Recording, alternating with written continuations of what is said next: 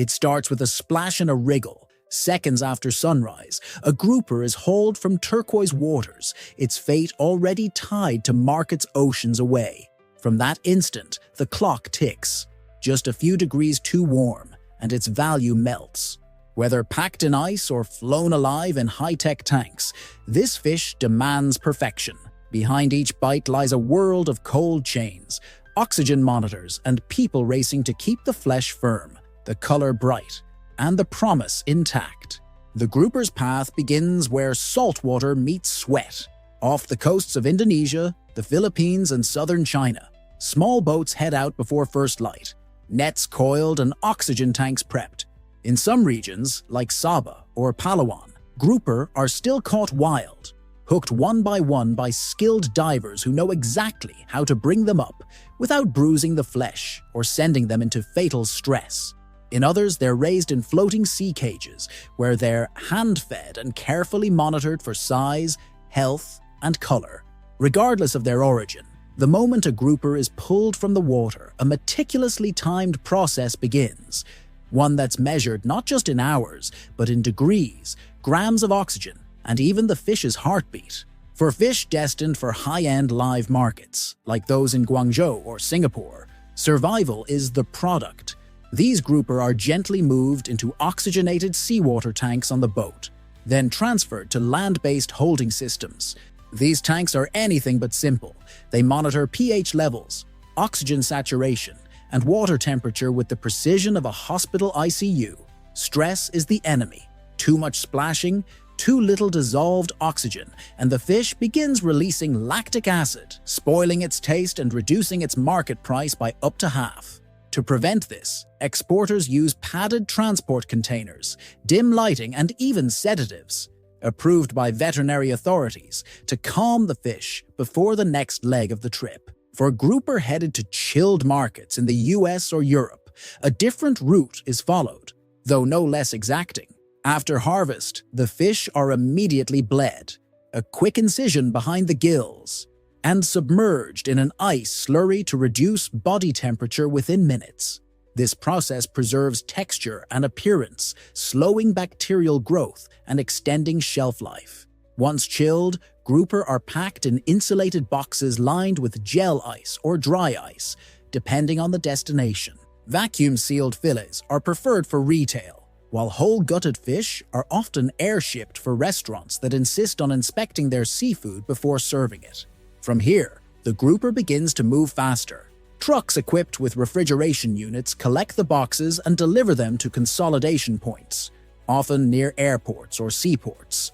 Exporters rely on a network of freight forwarders and customs brokers to streamline documentation, secure health certificates, and meet quarantine requirements. For live fish, the margin of error is razor thin. In Manila, for instance, there's a 4-hour window between the moment a grouper leaves its tank and when it must be loaded into an aircraft's cargo hold. Airlines prioritize these shipments, tagging them as perishable live animals and routing them through climate-controlled holding areas. Some planes even adjust cabin pressure in the lower hold to reduce stress on aquatic cargo. Once airborne, the fish travel across continents in a world few passengers ever see. In one shipment, one 200 live grouper traveled from Cebu to Hong Kong in 20 specially modified containers, each fitted with backup aerators, temperature loggers, and spill-proof lids. The journey took less than 6 hours door to door. For chilled shipments, the same air route may carry fillets nestled in ice for supermarkets in Taipei, Dubai, or Los Angeles. Sea freight is slower, but more economical for large volume exports. Grouper loaded into refrigerated containers can survive the voyage from Vietnam to Rotterdam in about 28 days, provided the container stays at a steady 1 to 2 degrees Celsius. Inside, temperature loggers continuously transmit data, while backup cooling systems kick in if the main unit fails. But speed alone doesn't guarantee success. Every part of the cold chain must function flawlessly. A failed gasket on a truck cooler, a 2-hour customs delay, a power outage at the airport. Each of these can push temperatures above safe thresholds or expose live grouper to fatal fluctuations in water quality. That's why exporters employ teams who monitor shipments in real time, using dashboards that track location, temperature, humidity, and oxygen levels.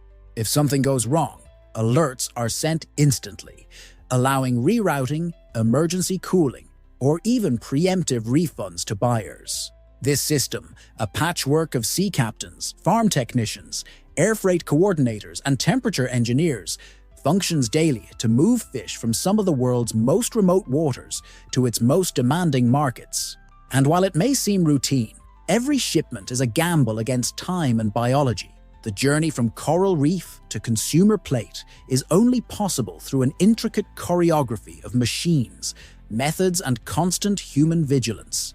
And yet, for all its precision, it's still only part of the equation, because when moving millions of tons of grouper each year, the biggest threats often lie beyond human control. Somewhere near the Mekong Delta, a power outage lasts just under an hour, but it's long enough. In a dim warehouse holding dozens of tanks, the oxygen levels drop. By the time backup generators kick in, half a shipment of live grouper has turned belly up. For the exporter, it's a loss of nearly $50,000. For the market expecting delivery in Hong Kong, it's empty tanks and angry customers. Transporting grouper isn't just about keeping it fresh. It's about battling geography, climate, bureaucracy, and time itself, every single day. Few fish are as logistically demanding. Grouper are exceptionally sensitive to temperature, salinity, and even light. Their stress responses can be fatal.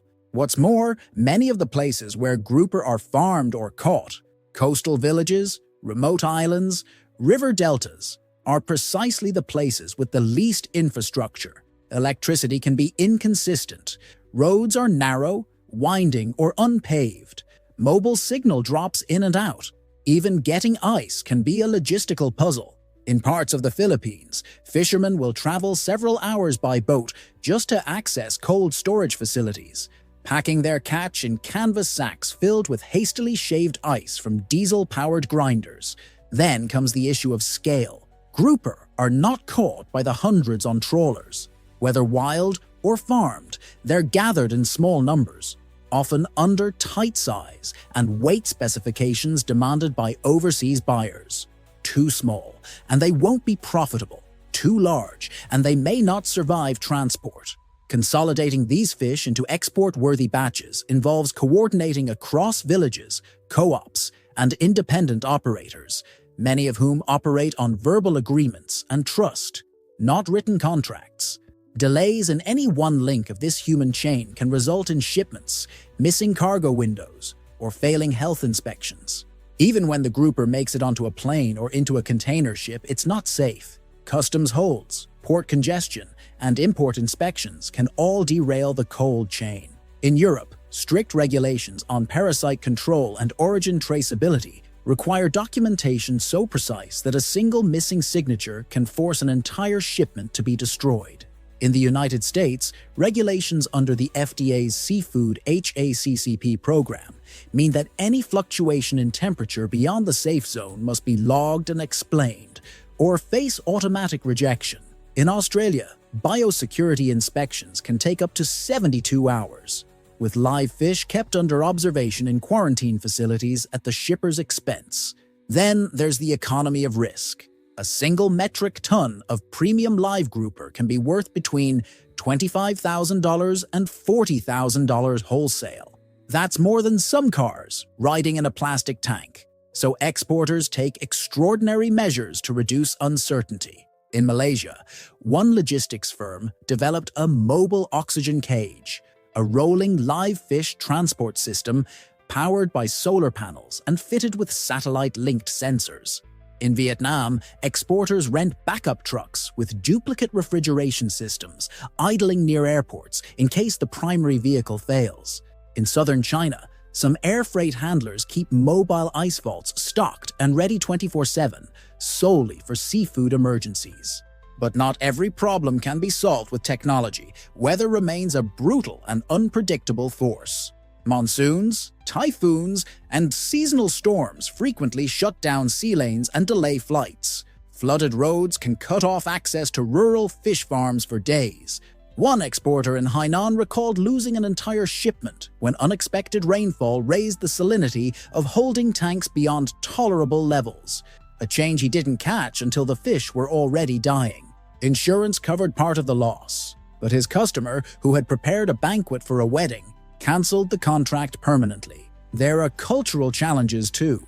In places like Hong Kong and southern China, grouper is prized as a symbol of wealth and celebration, often served whole, with the head intact, and always as fresh as possible. A live fish swimming calmly in a tank represents not just freshness but prestige. In contrast, American and European markets prefer fillets, chilled and neatly vacuum-packed. This creates pressure on exporters to tailor their supply chains to different expectations, often within the same shipment. Some containers carry live fish, others hold fillets nestled in foam boxes. Each type requires separate documentation, handling, and risk assessment. Then comes the environmental toll. Long-haul refrigerated transport is energy-intensive. Air freight generates significant emissions, and the foam packaging used to insulate fish is rarely recyclable. In many exporting regions, plastic bags, chemical coolants, and single-use materials pile up by the ton after every large shipment. Yet, without these tools, spoilage rates would skyrocket. This dilemma haunts both producers and consumers. How do you balance freshness with responsibility? Some answers lie in policy, others lie in innovation. But the fact remains, transporting grouper across continents is not simply a matter of logistics. It's a gamble, a negotiation, and sometimes a fight against nature itself. A grouper on the move is a living equation, and the variables, temperature, oxygen, motion, are constantly recalculated by machines designed to think like fish farmers. In the outskirts of southern China, a logistics hub operates like a high-tech aquarium. Inside, specialized containers pulse with data. Cameras monitor the fish. Oxygen levels autocorrect. If the water drifts a fraction too acidic, micro-dispensers release pH buffers. These systems don't just move fish, they replicate habitats. It's not extravagance, it's survival. The market demands flawlessness, and exporters must deliver it across oceans and deadlines. At the same time, inland fish farming is breaking old rules. Grouper, once tethered to saltwater coastlines, are now raised in recirculating aquaculture systems miles from the sea. These closed-loop tanks recycle water, control disease, and position production near major airports. The closer the fish are to departure, the shorter the transport, and the higher the odds of maintaining perfect condition. A grouper raised this way can be swimming in the morning and plated by nightfall in another country. For suppliers, this isn't just convenient. It's a new model of seafood logistics. On the cold end of the chain, traditional ice is being replaced by phase-change materials, engineered substances that hold temperature longer and more consistently. These cooling packs, combined with vacuum insulation panels, create conditions so stable that even a tropical heat wave won't spike the internal temperature of a shipping crate. If something goes wrong, it won't go unnoticed. Sensors now track more than temperature. They detect shock, orientation, and humidity. And they don't just record, they react. Alerts ping operators who can redirect a shipment before spoilage occurs. One alert, triggered by a 2-degree spike, saved $80,000 worth of live grouper in transit by rerouting the flight before the ice began to melt. This kind of real-time response isn't managed on instinct. In Singapore, seafood shipments are tracked like aircraft. Teams in control rooms monitor flight paths, customs delays, and even typhoon trajectories. They know when to hold a box on the tarmac or push it through customs.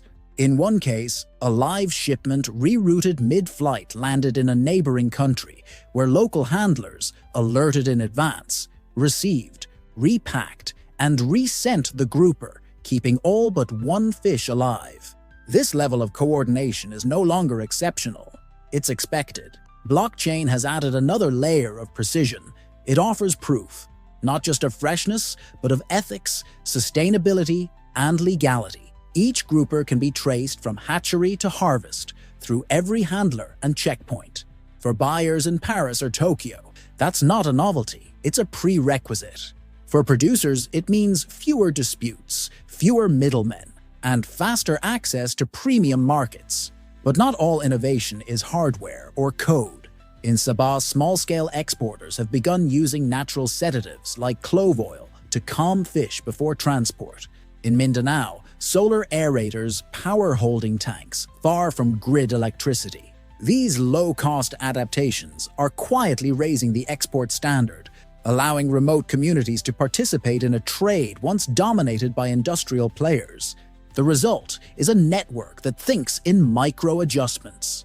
Grouper isn't just shipped, it's monitored, stabilized, buffered, and, if needed, rescued. It's the only way to meet the demands of markets that expect a fish to arrive not just intact, but unbothered. And with each successful delivery, the bar moves higher. What lands on your plate isn't just fish, it's cold precision, fragile biology, and global coordination. Behind every bite of grouper is a world racing to keep it perfect. Tap this video to see more.